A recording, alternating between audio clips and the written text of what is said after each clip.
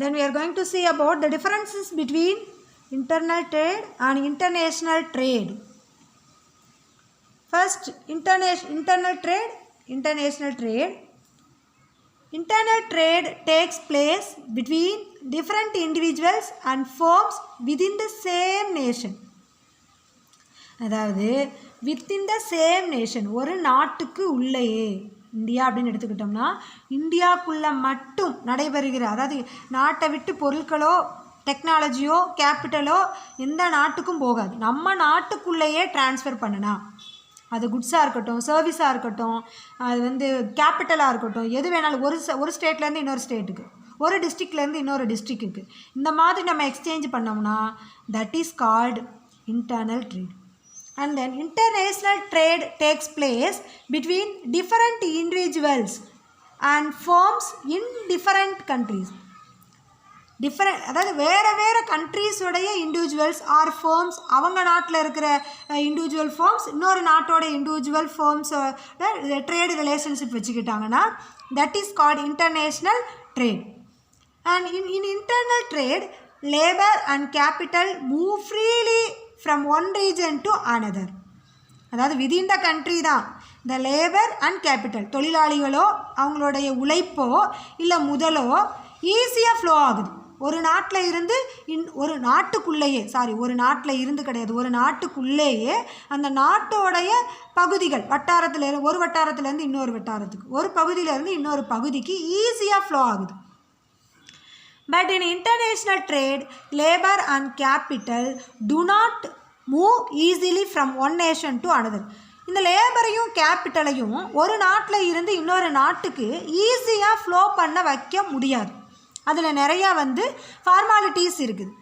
ஒரு நாட்டுக்குள்ளே அப்படின்னா ஈஸியாக அதை எக்ஸ்சேஞ்ச் மூவ் பண்ணிடலாம் ஒரு பிளேஸ்லேருந்து இன்னொரு பிளேஸ்க்கு. பட் ஒரு நாட்டை விட்டு இன்னொரு நாட்டுக்கு எக்ஸ்சேஞ்ச் பண்ணணும் அப்படின்னா அதில் சில ஃபார்மாலிட்டிஸை நம்ம ஃபாலோ பண்ணால் தான் அதை செய்ய முடியும்.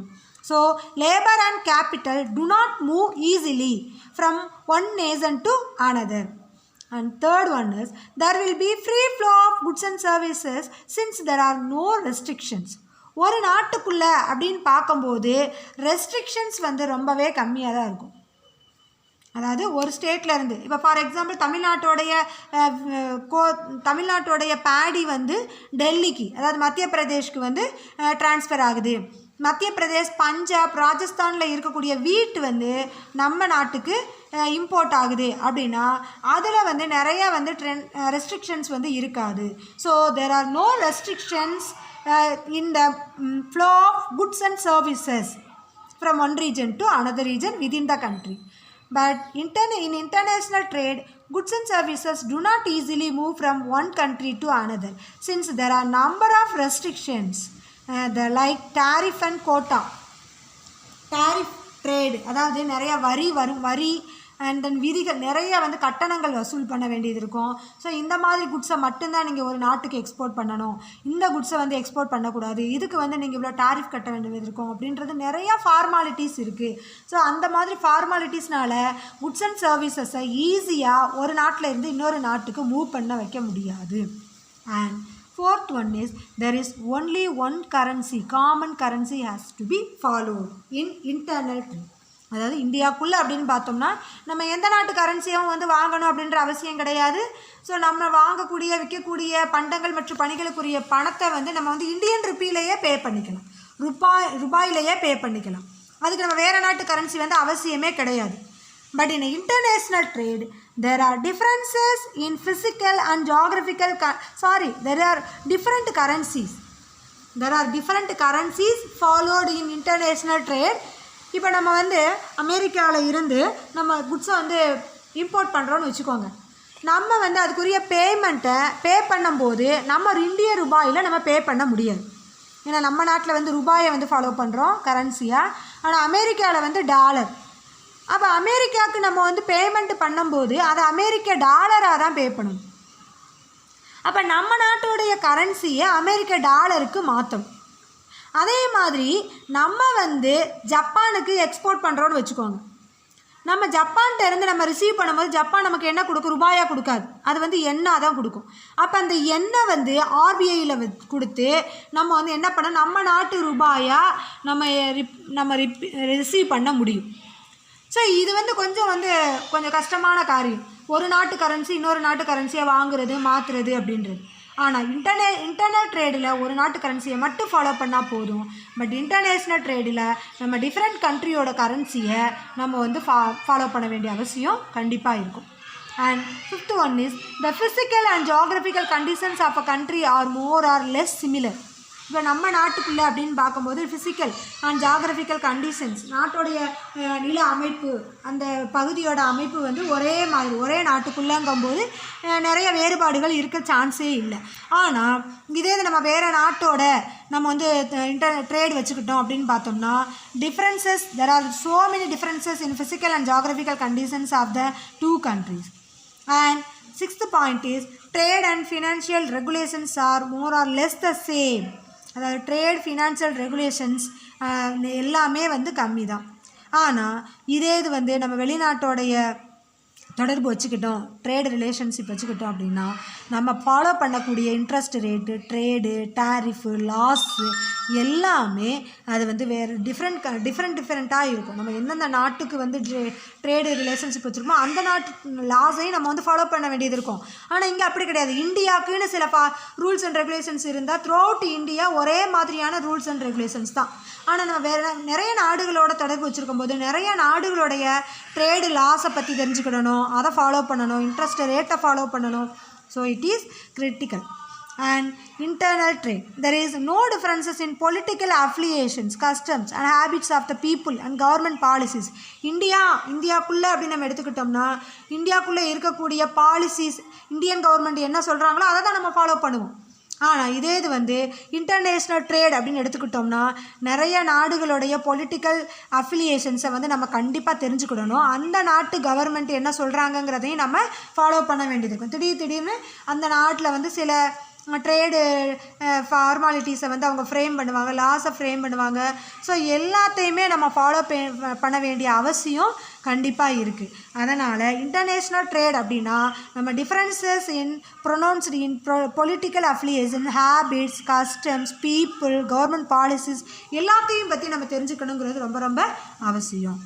So these are the differences between the international trade and internal trade. Let us see once again.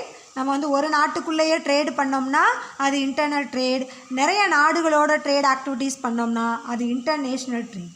And labour capital ஒரு நாட்டுக்குள்ளேங்கும்போது ஈஸியாக ஃப்ளோ ஆகும், ஒரு இடத்துலேருந்து இன்னொரு இடத்துக்கு மூவ் ஆகும். ஆனால் இன்டர்நேஷ்னல் ட்ரேடில் labour capital do not move easily from one nation to another. And there will be free flow of goods and services since there are no restrictions. But international trade, goods and services do not easily move from one country to another. There are a number of restrictions like tariff and quota.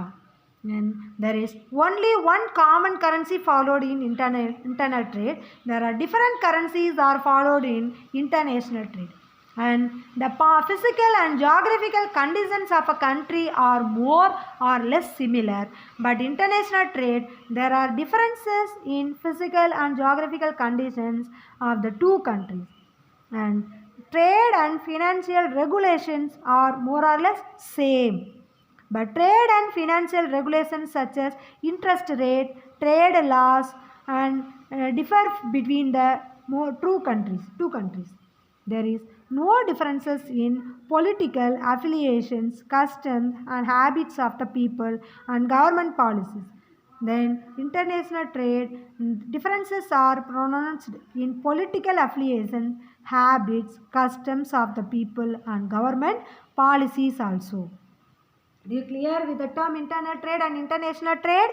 Then let us see about what are the theories of international trade. So many theories, that is international trade theories we have studied. And first theory, the classical theory of international trade. Classical theories பழங்கால அந்த David Ricardo, Adam Smith அவங்க வந்து சில international trade தியரிஸை வந்து right பண்ணியிருக்காங்க. And nowadays JM Keynes Marshall, so many economists draw so many theories, international trade theories. Let us see one by one. First we will see the classical theory of international trade. Classical economist என்னென்ன தியரிலாம் சொல்லியிருக்காங்கன்றதை நம்ம பார்க்க போகிறோம். Then introduction. Adam Smith, who was the father of economics, in 1776 developed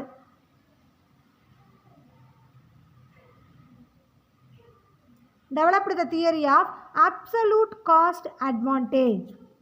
Absolute cost advantage theory developed by Adam Smith in 1776. But it was David Ricardo who formulated as an explicit and precise theory, namely the theory of comparative cost advantage, which was later improved and refined by the economists like J.S. Mill, Carnes and Bastable, Taussig and Haberler. அதாவது first வந்து Adam Smith 1776 நிறைய theory, அதாவது absolute cost advantage தியரியை develop பண்ணியிருக்கிறாரு. David Ricardo அதை வந்து refine பண்ணி அவர் கொடுத்த பேர், அந்த தியரிக்கு கொடுத்த பேர் கம்பேரேட்டிவ் காஸ்ட் அட்வான்டேஜ். அதுக்கப்புறம் அந்த தியரியை இம்ப்ரூவ் பண்ணி ரிஃபைன் பண்ணி நிறைய எக்கனாமிஸ்ட் வந்து நமக்கு அப்சல்யூட் காஸ்ட் அட்வான்டேஜ் தியரி அப்படின்னு நமக்கு கொடுத்துருக்காங்க. அதாவது ஆடம் ஸ்மித்து சொன்னதை டேவிட் ரிக்கார்டோ ரிஃபைன் பண்ணியிருக்கிறாரு. டேவிட் ரிக்கார்டோ சொன்னதை JS Mill, Cairnes and Bastable and Taussig Haberler இவங்க எல்லாருமே ரிஃபைன் பண்ணி லாஸ்ட்டாக theory of absolute cost advantage theory அப்படின்னு நமக்கு வந்து கொடுத்துருக்காங்க. அதை பற்றி தான் நம்ம இப்போ படிக்க போகிறோம். இந்த அப்சல்யூட் காஸ்ட் அட்வான்டேஜ் தியரி, அதாவது மெர்கன்டலிஸ்ட், அதாவது ஒரு பாக்ஸ்குள்ளே கொடுத்துருக்காங்க, அதையும் பற்றி நீங்கள் வந்து தெரிஞ்சுக்கிடணும். மெர்கன்டலிசம் எந்த பீரியடில் இருந்துச்சு அப்படின்னு சொல்லி கொடுத்துருக்காங்க. ஃப்ரீ ட்ரேட் தியரி எப்போ இருந்துச்சுன்னு சொல்லியிருக்காங்க. ஃப்ரீ ட்ரேடு ரிஃபைன்டு எப்போ வந்துச்சுன்னு சொல்லியிருக்காங்க. ஸோ இதெல்லாம் பார்த்துக்கோங்க. Next we will see about the Adam Smith theory of absolute cost advantage. Adam Smith theory of absolute cost advantage என்ன சொல்கிறாரு அப்படின்னா, he argued that all nations can be benefited when there is free trade and specialization in terms of their absolute cost advantage. Adam Smith என்ன சொல்கிறார் அப்படின்னா, எல்லா நேஷனுக்கும் benefit கிடைக்கும். எப்போ கிடைக்கும் அப்படின்னா, அந்த கண்ட்ரீஸில் எப்போ வந்து ஃப்ரீ ட்ரேட் இருக்கோ, specialisation in terms of their absolute cost advantage இருக்கோ, அப்போ தான் அவங்களுக்கு வந்து பெனிஃபிட் கிடைக்கும். வாட் இஸ் ஸ்பெஷலைஸ், அதாவது அப்சல்யூட் காஸ்ட் அட்வான்டேஜ் அப்படின்னா, ஒரு கண்ட்ரி வந்து ஒரு பொருளை அந்த நாட்டில் உற்பத்தி செஞ்சால் காஸ்ட்டு கம்மியாக இருக்குமா, இல்லை அதே பொருளை வெளிநாட்டில் இருந்து இம்போர்ட் பண்ணால் காஸ்ட்டு கம்மியாக இருக்குமா, விச் இஸ் பெட்டர், அதுதான் free trade cost absolute cost advantage. இப்போ நம்ம வந்து பேடியவோ இல்லை கிளாத்தையோ இல்லை வீட்டையோ நம்ம நாட்டில் ப்ரொடக்ஷன் பண்ணுறோம். நம்ம நாட்டில் ப்ரொடக்ஷன் பண்ணோம்னா நம்ம அதுக்கு வந்து இன்புட்டு நிறையா கொடுக்க வேண்டியிருக்கும். லேபர், கேபிட்டல், லேண்ட், இது எல்லாமே இன்புட்டாக நம்ம கொடுக்கணும். அண்ட் தென் ஆர்கனைசர் எஃபிஷியண்ட்டாக இருக்கும். ஸோ இது எல்லாம் நம்ம பண்ணினா தான் நம்ம வந்து வீட்டு, கிளாத்து, பேடி இதை வந்து ப்ரொடக்ஷன் பண்ண முடியும். அப்போ இதுக்காக நம்ம இன்கர் பண்ணக்கூடிய காஸ்ட், அந்த காஸ்ட்டும் நம்ம இதை வந்து நம்ம ப்ரொடக்ஷன் பண்ணாமல் வேறு நாட்டில் இருந்து நம்ம இம்போர்ட் பண்ணோம்னா அதுக்கு எவ்வளோ காஸ்ட்டு அப்படின்றதையும் நம்ம பார்க்கணும். அப்போ இந்த ரெண்டுக்கும் உள்ள டிஃப்ரென்ஸ், அப்போ நம்ம நாட்டுக்குள்ளே ப்ரொடக்ஷன் பண்ணுனா காஸ்ட்டு கம்மியாக இருக்கா, இல்லை வெளிநாட்டில் இருந்து இம்போர்ட்டாக பண்ணோம்னா காஸ்ட்டு கம்மியாக இருக்கா, விச் இஸ் பெட்டர் அப்படின்னு பார்த்து எதில் நமக்கு காஸ்ட் அட்வான்டேஜ் இருக்குதோ அதை தான் நம்ம வந்து என்ன பண்ணணும், செய்யணும், ப்ரொடக்ஷன் பண்ணணும். இதை பற்றி படிக்க போகிறது தான் இந்த Adam Smith theory of absolute cost advantage theory. இதுக்கு வந்து நமக்கு வந்து அசம்ஷன் கொடுத்துருக்கிறாரு, இல்லஸ்ட்ரேஷன் அண்ட் ஒரு பிக்சர் கொடுத்து அதை எக்ஸ்பிளைன் பண்ணியிருக்காங்க. தென் we will see that.